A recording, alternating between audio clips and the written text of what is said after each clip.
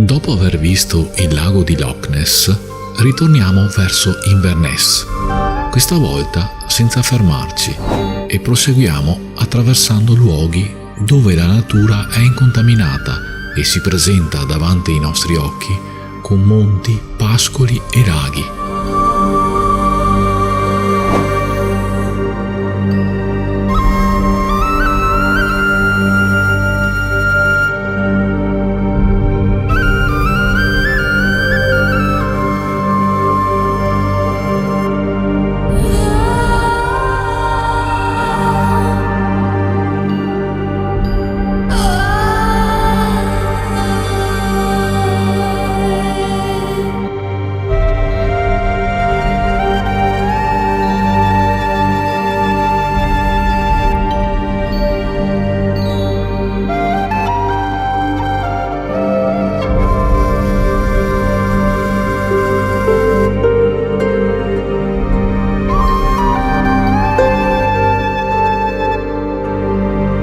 Qui ci sono pochissime abitazioni e la strada è da una sola corsia.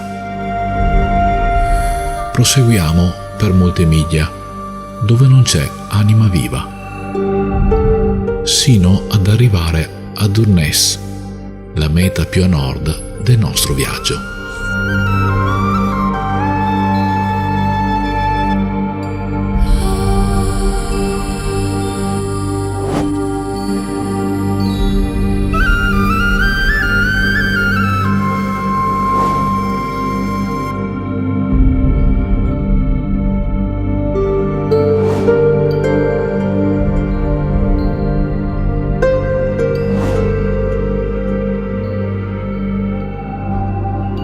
Lungo questa stretta strada, in una zona molto isolata, incrociamo addirittura un camion per il trasporto di automobili.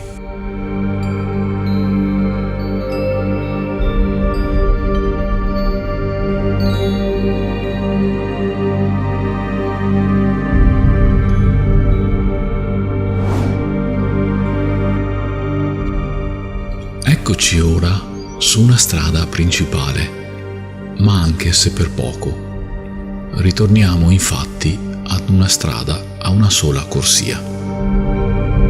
Da notare che comunque su tutto il percorso ogni tanto c'è una piazzola per lasciare il passaggio.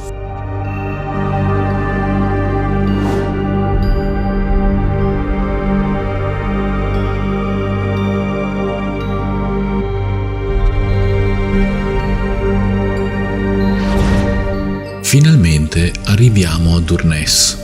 Durness è un piccolo villaggio della Scozia sulla costa nord-occidentale delle Highlands.